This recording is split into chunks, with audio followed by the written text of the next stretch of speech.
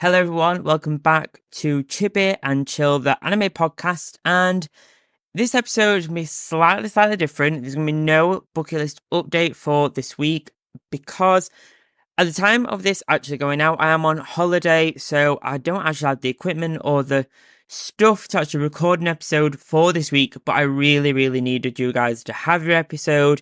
I don't want to ever actually miss one because we've got a weekly schedule going and I don't want to kind of disrupt that or miss one, so I still wanted you to have an episode for this week.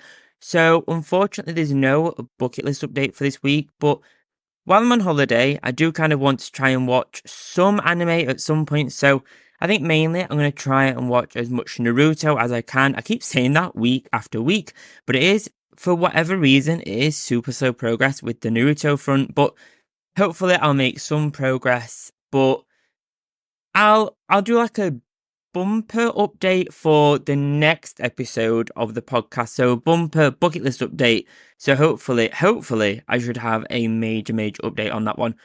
But this episode is all about streaming services for anime. There are a bunch of streaming platforms for the world now. There's so many to choose from, and many of them are trying to jump on that anime bandwagon because at the minute anime is going from strength to strength.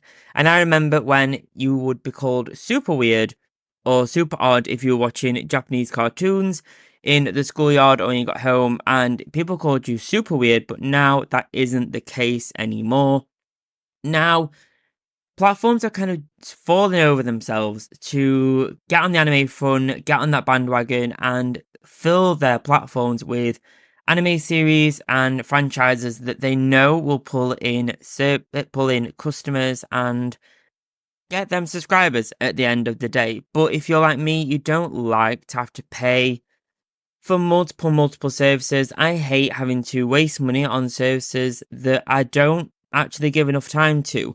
I hate having multiple subscriptions, and I prefer to have 1, 2, maybe 3 at a push dedicated services that I'll subscribe to. Maybe it's a different tiered service, and I'll subscribe to them because I use them enough.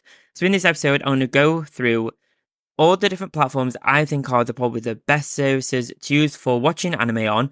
I'll go through the pros, the cons, and which one I prefer, or which ones I prefer.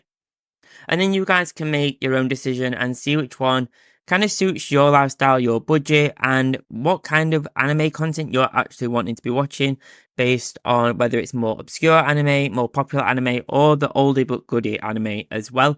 So before we dive into today's episode, please do leave a like, subscribe, do leave a review as well at the end of the episode, or right now if you wanted to as well.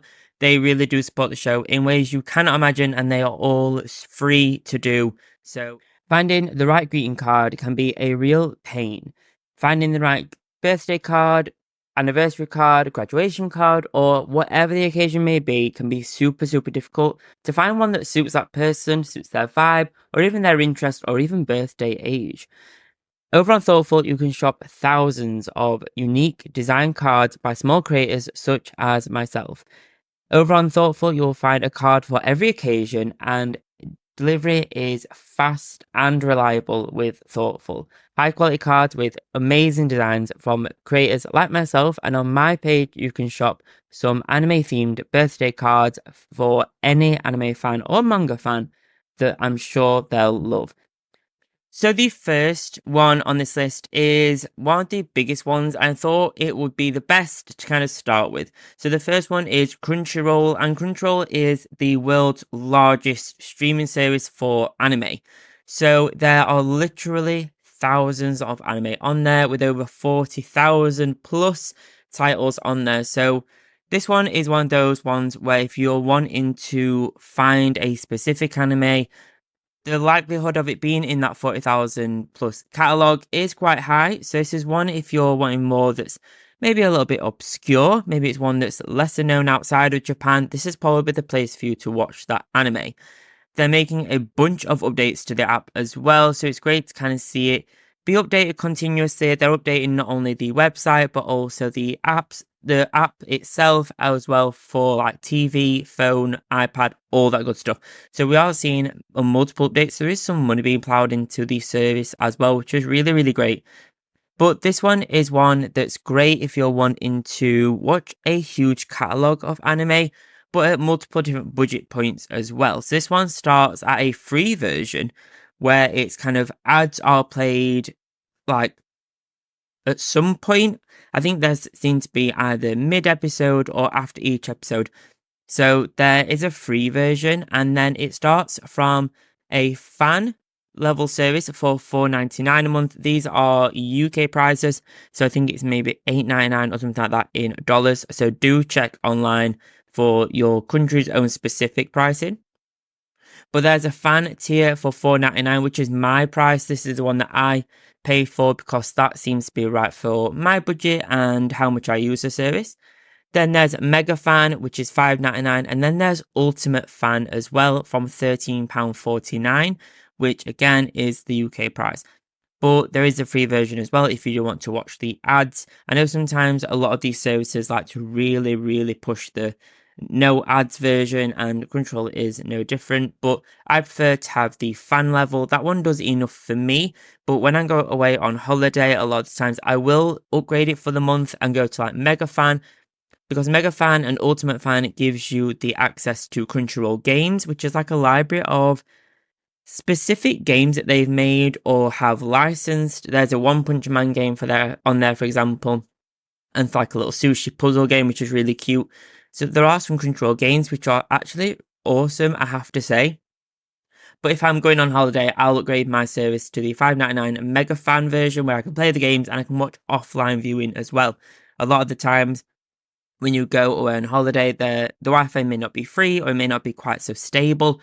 And especially if you're going for traveling, so things such as traveling on a plane or car, that kind of thing, I like to have some kind of access to my anime library, and Crunchyroll allows me to have that kind of offline viewing. So that is an awesome version. I don't have that one on all the time. I kind of cycle between different months where I'll have a fan version, which is the lower end, and then the mega fan version. I've never really gone up to Ultimate Fan. Ultimate Fan does give you some benefits on the Crunchyroll store and also gives you a free gift as well every year.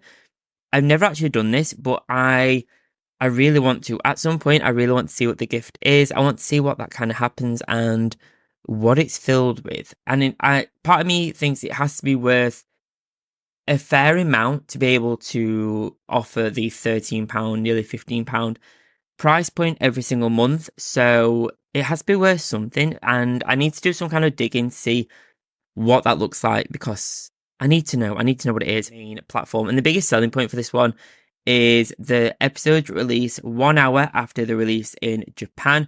Or, like we saw with Kaiju number 8, they release simultaneously at the exact same time as they do in Japan. So this is the one where it allows, because of their power and because of how popular they are, there is an option for like simultaneous streaming with Japan. So super quick, super efficient. So you'll get the newest episodes right on the day that they release. So this one is the best one if you're wanting a huge library, a slightly mixed price point, one that's quite a little bit higher, but there is a lower versions as well, and one that gives you some bonus extras such as offline viewing in games if you're wanting to pay for that higher price point as well. The next one on this list is actually Disney Plus, and Disney Plus are putting quite a bit of money behind actually building up their anime library.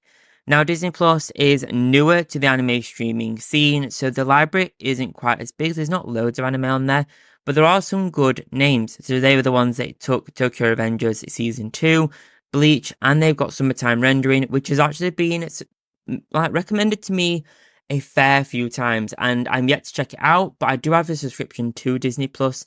More, not specifically for anime, but I know it is on there as an option as well.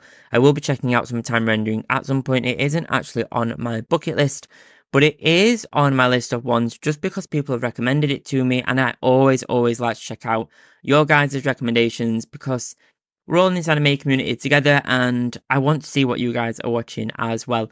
I feel like Disney have seen the you'll see little Luna at the back there if you're watching this on YouTube. I feel like Disney are I've seen the success that Netflix have had with their library, and we'll get to that soon as well. But I feel like Disney are trying their best to try and build their anime library up as quick as they can, but it's not quite as fast. I don't feel like the Disney Plus viewing experience is quite as smooth as Crunchyroll or Netflix. So I think there's a little bit of work for themselves to do on their own app or website, I guess, on their own actual service before it kind of gets known for this. It's not big enough yet, but I think over the coming months, we will see some more, or coming years, I guess, we will see some more anime being added to Disney Plus. I think Disney Plus is one of those options that you could do if you're wanting a very specific anime. A lot of the ones on there I've not actually heard of before, if I'm honest, apart from Bleach, Summertime Rendering, and Tokyo Revengers.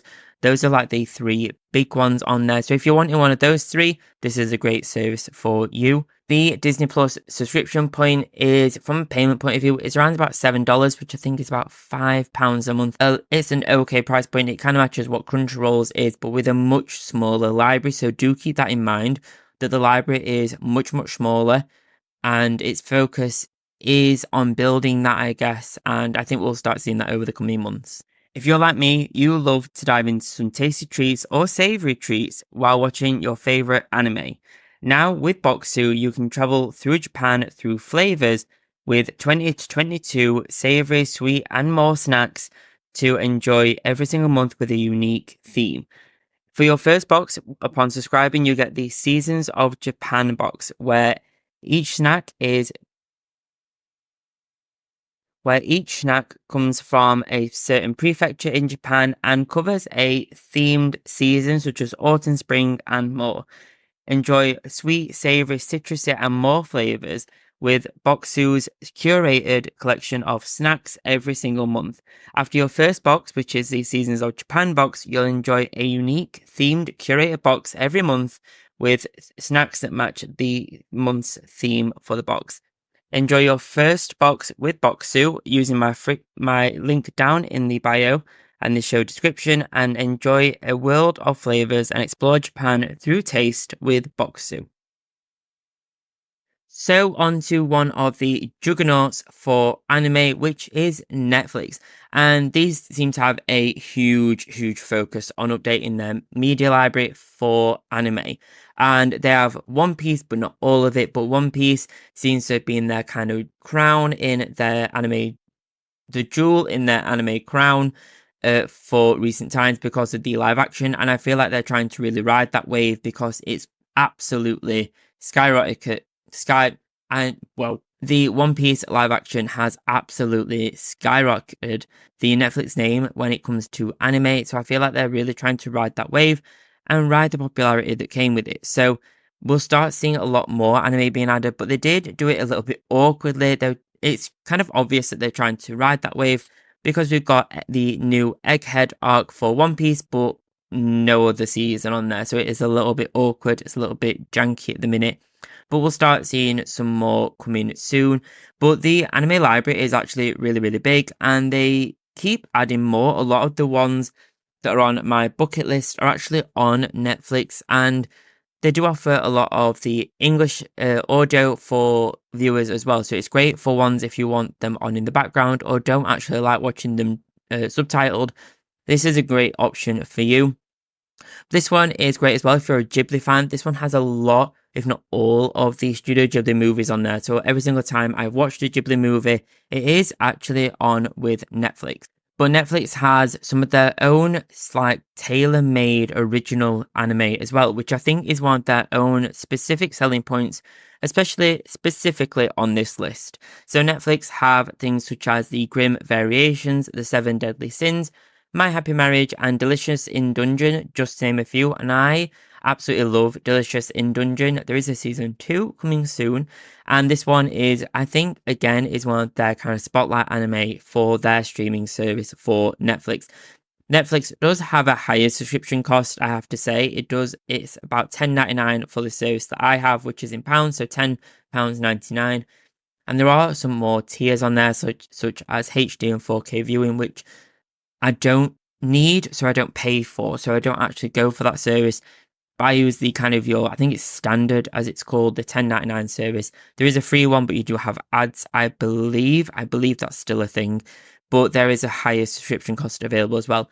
I think this one is a good service. It's not quite as large as Crunchyroll, and it does have a higher price point. However, it does have all the Studio Ghibli movies, and there are some great original anime on there, such as Dungeons in Dungeon, and this one actually is the one that allows for views of more your old school anime, such as Cowboy Bebop, Tokyo Ghoul, and Evangelion as well, which actually for some reason aren't on Crunchyroll, which is a little bit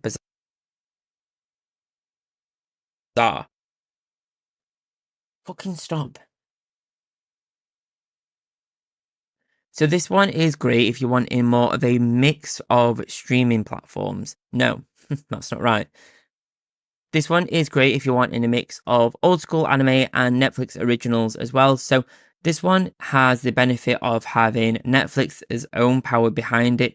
I think this one is a great one if you're already a subscriber to Netflix. Definitely do check the library out and see if there's stuff on there that really suits your viewing kind of criteria, what types of anime you're wanting to browse. There isn't the whole host of library that Crunchyroll has. However, there are some great quality anime on there, and some anime on there that for some reason isn't on Crunchyroll, I believe. This one is great if you want in a mix of old school anime and Netflix originals as well. So this one has the benefit of having Netflix's own power behind it.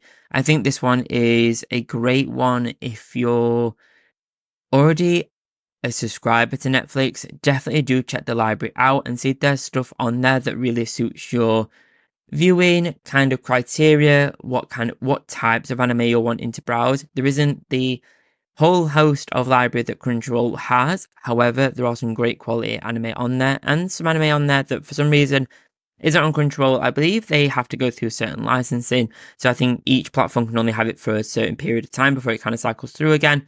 So that's probably why, I assume.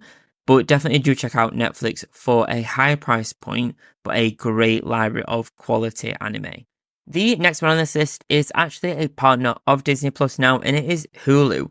Hulu, I keep hearing quite a bit about. It seems to be the up and coming platform for some titles, and especially for anime.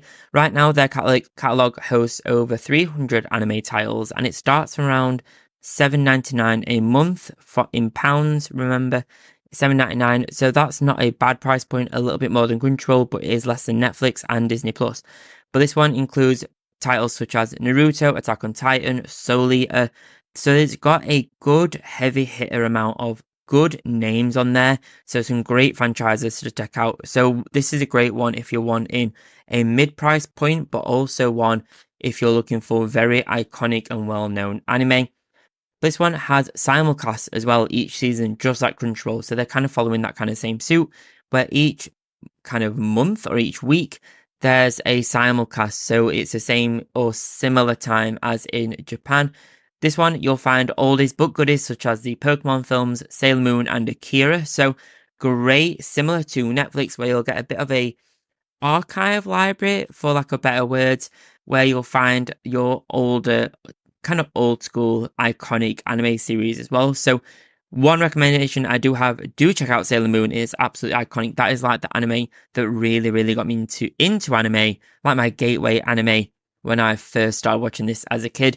But it does has partnerships with Crunchyroll, which I didn't actually know about, and it has that partnership to carry some of these titles. So that kind of seems an interesting partnership, and it's clearly where they've got their 300 anime titles from.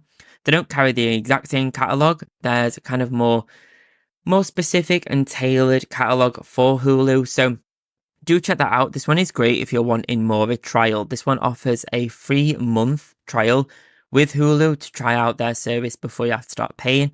So that one is great.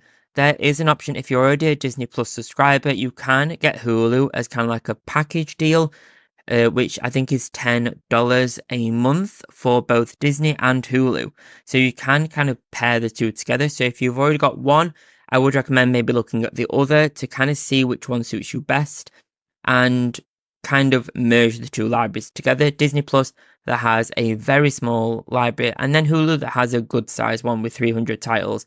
definitely do check this one out. I think this one will have more coming soon, but it's got a long way to get before it gets to the Netflix and Crunchyroll kind of library size. The last one on this list is Hidive, and Hidive is the one that I keep seeing over and over and over again in the streaming platform kind of hierarchies or ones that people are recommending. And this one is great if you're on a budget. So this one streams simulcast, much like Crunchyroll and Hulu. So that is a great selling point. But more obscure, it's not obscure, but one that was very hyped is Oshinoko. That one is streamed on there, and that seems to be like their highlight anime. This one gets a 7-day free trial as well, and it costs about $5 after that free trial. So a great price point, similar to Crunchyroll. And this service allows users to have a live chat function whilst watching the episodes, which is interesting. I thought that was I've not actually seen that before, so that is quite interesting. It does kind of build that nice community up with anime as well, so you can find people that are also enjoying this at that specific episode at that same time. So that is very, very cool. I quite like that.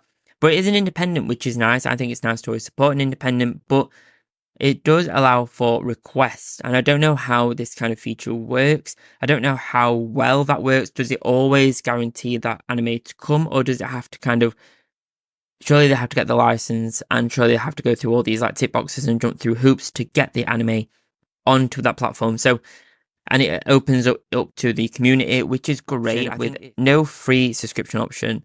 So do keep that in mind, but you do get a 7-day free trial.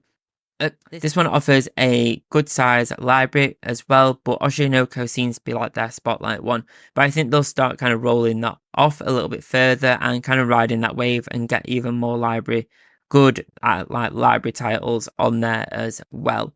I think it'd be hard to do an episode like this without mentioning some other anime services. There are some free ones on there, and I think there's always a careful mix. I never try and watch anime on the free services. I think when I was younger, I definitely did, didn't we all? We all tried YouTube trying to watch part 1, 2, 3, and 6 of an episode and wondering why I can't find parts 4 and 5 because it's not been uploaded yet. We've all been through that, and I prefer using the paid subscription, but I think working out which subscription is best for you is key. I don't want to go to a pirated site and watch it for free. I think there's things like that harm the actual industry for anime itself. This is why subscriptions do get more expensive, because people are pirating this stuff, and it just harms the community overall and damages the franchises themselves. And I don't want to be a part of that, and I'm sure you guys don't want to as well. I think there are free websites on there that are the pirate websites. And these, although you can watch them for free, I think they're incredibly unstable. Are the websites safe is one of my risks as well. I don't want to watch an anime episode at the risk of my own computer's security and safety at the end of the day, or my entire lives on my laptop essentially. So I don't want that. I don't want that to be part of like a leak risk or a virus risk. And also, I think there's the inconsistency. How do I know that the quality is going to be great? How do I know that it's going to be how do I know it's always going to be there? If I stop watching an anime series for some reason and it gets pulled away from the site because it's got caught or whatever, then I'm kind of stuck and I'll have to go back to one of these services anyway. So I always prefer to pay for one of these services. I don't have a subscription to all of them, like I say. I don't want to pay more than what I have to. But I think there's a mix of services for everyone. Personally, my personal favorite is Crunchyroll. This is the one that I think has the best tiered system for pricing, a lot of flexibility, a huge library with 40,000 anime on there. Because of its partnership or buying out of Funimation, that library just absolutely skyrocketed. I personally just stick at the fan service, and if I'm going on holiday, then I'll upgrade to the Mega Fan to get the offline viewing and the games. You're not in a contract with them. You can just cancel it at any time, and you can kind of jump between the different tiered system, which really works for me. I do have a Netflix subscription as well because we watch more than just anime on there, but there is a great little library for anime on Netflix. I cannot dispute that. So that is really, really good. My personal favorites are Crunchyroll first and then Netflix. Netflix specifically for things like the Ghibli movies or their own actual Netflix originals, which are actually going from strength to strength, and I'm actually excited to see what the next ones are from them. There is a bunch of kind of streaming services on this list, so do check out which ones you think would be the best. You can start a free trial down in the show notes, in the descriptions of this video, on Crunchyroll as well, where you'll find a free trial, so do check that out. I've put that in there. You know, this is my favorite one. This is one that I always recommend because but I hope this episode has given you a bit of an overview of the price points, which kind of library is the biggest, which one's the most varied, which one offers a little bit more obscure anime.